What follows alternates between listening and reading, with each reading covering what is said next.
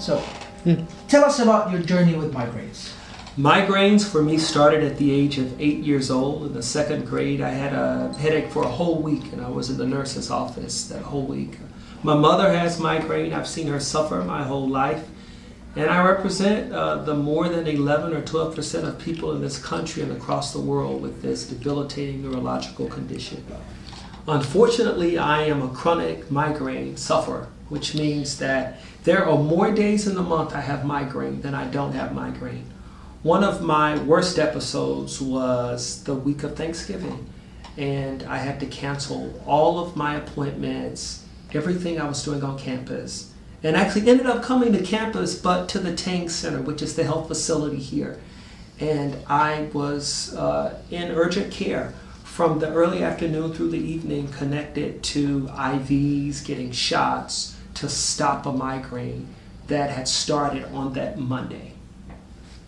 Doctors over the years have been telling me to keep a migraine diary so I could figure out the patterns of migraines, what is causing them. It's taken me over 20 years to actually get to a place where I could track these migraines. And so I've started in March of this year. I've been capturing headache levels, foods, medications, supplements, biometric signals with the Basis Watch, GPS location, weather, every calendar event in Google. I've recently done some sentiment analysis on my SMS, looking at my call logs. So the question is, what am I not tracking? So when I first heard about what Bob is doing, I thought, wow, he has commitment. And that kind of diligence in capturing all of this data could really provide some very valuable insights. That data is gold.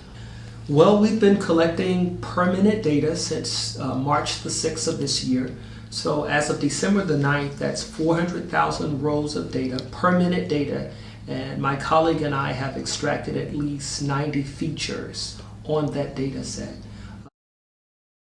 So how have you been capturing all of this?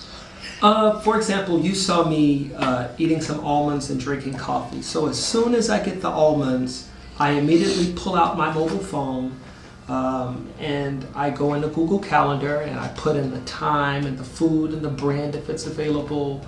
The coffee, I look at the bottom of the cup, see if it's 12 ounces, is it 10 ounces, is it 8 ounces, and I put it into my phone. It interrupts my day in many ways, but it's what I have to do to track this data. And then we started to talk about it. And as we talked about it, we thought there's a bigger theme here. This could really have much wider implications on the way that we deal with wearables and with data these days when it comes to fitness and health and all of that. This could have a lot of consequences on other chronic diseases like diabetes, like heart conditions, etc. What connects my condition to other chronic conditions is that, first of all, there is no cure.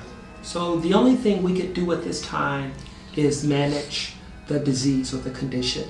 And the best way to do that is with data. And we already do that with the doctors. You come in every few months, you tell them, oh, I've had this many migraines, and then they adjust the standard of care based on your state and the state of the data that you've brought into the appointment. For the past 10 years, my father has been taking glucose measurements 3 times a day, every day. But the only record of all of these measurements is his head. And that's how he communicates with the doctor when he meets them. What if we had the record of all of this data? What if you could really track his diabetes since it started? Is it getting worse? Is it getting better? What if we could increase the granularity of the data and add some more statistical analysis to the process where we can really pinpoint what is driving this condition in your life and how to live the happiest, healthiest life you can, given what we know from the data. We started looking at the whole wearable space these days. And you see a lot of fitness apps and fitness products, Fitbit, all kinds of different watches, accelerometers on mobile phones. All what they do is they capture all of this data and they just visualize it. They tell you, okay, you took these many steps, you burned these many calories, but there isn't really a long-term added value to me as a user. So the result is a lot of people they drop them. So the whole wearable space has a high attrition rate because we think the problem is it doesn't add a lot of value. I think there is a huge opportunity that's being missed with the current wearables ecosystem. It's focused more on running and steps, perhaps some gamification. But there's a whole group of us who rely on data every day so that we can wake up in the morning and get through our day. And we need data. And those sensors, those wearables, those apps are not designed for us. If they connected with us, they would find a group of people who would continue wearing our wearables, even beyond the 3 or 6 months that your average wearables consumer does. Then you look at the design for solutions in general for people with chronic illnesses. There is clearly a potential for high value to them, but there aren't a lot of solutions. There isn't a lot of data out there or ways for them to log what they're doing effectively. And as a result, people like Bob have to go to really extreme measures to capture everything and try to find value out of it. So we thought about this space in a matrix. You kind of have the bottom right corner, we have a lot of solutions, very little value, and that's where wearables are, and you have high attrition. And then you have the top left corner where you have very little solutions, but a lot of potential value, and that's where the design for solutions for chronic diseases. And then you think of the magic quadrant, and that's where we think this whole space should move into. And we labeled that quadrant as wellness. It's moving the wearable space from fitness to wellness. Designing solutions that take a holistic approach to the wellness of a human being into adding value to their daily lives so they have a better quality of life. And that has a lot of implications on wearable design, how you store and deal with data, data processing, user interface design. It has a lot of implications on all of these different components that really create the ecosystem of wearables and health applications. I've tried all of the diaries, paper diaries, mobile diaries, web diaries, etc. Two problems is that the data is siloed, so all of the data I want to collect, I cannot collect on the current existing platforms. The second is that even if I use the platforms, they don't help me to identify what caused the migraine. They don't help me to figure out when a migraine is going to occur or what are the things that I can do in my life to reduce its prevalence.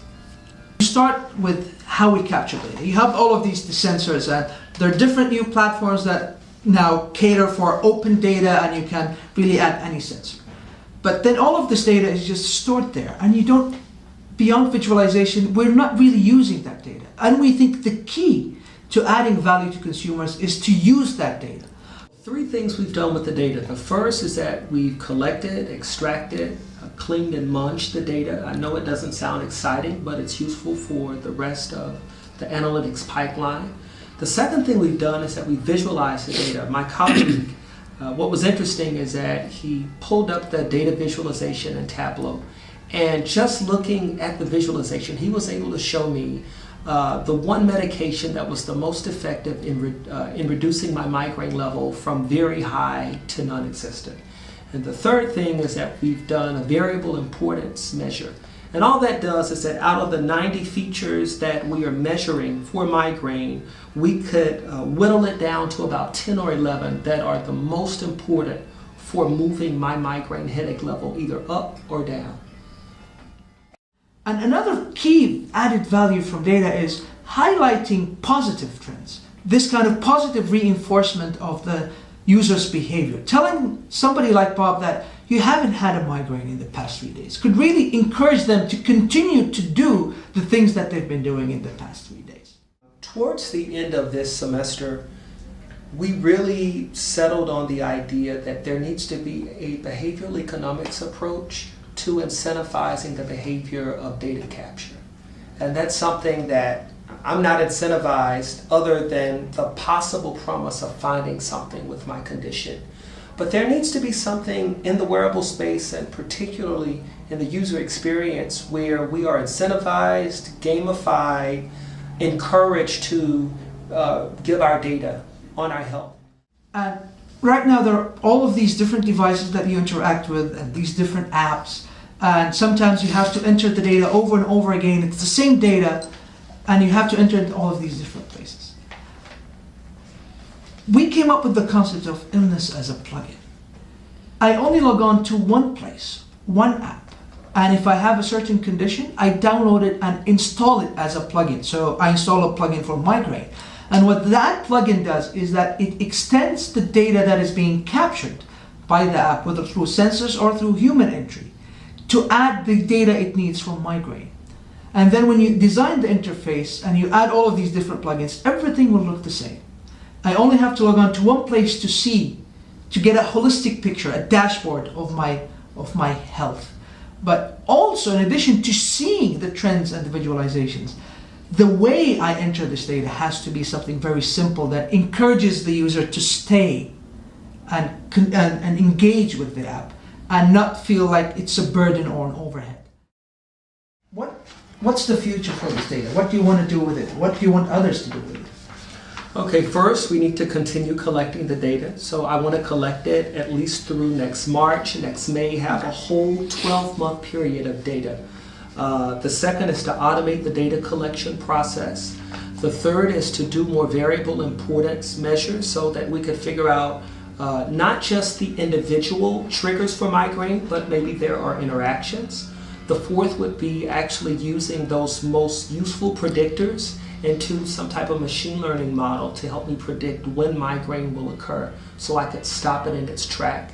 And the fourth and final, I think, is to really identify what is the most effective treatments for me in the short term when I have a migraine, so what takes me from migraine to no migraine.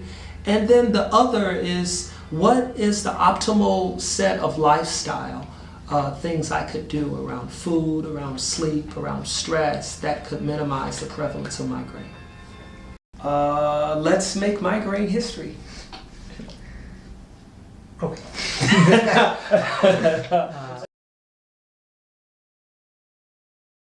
Tracking on steroids. Of this data. What if we could track really okay. Your hands should be Okay, higher. so let's. Though you could put in a retrospective account of potential triggers, it doesn't get to a robust.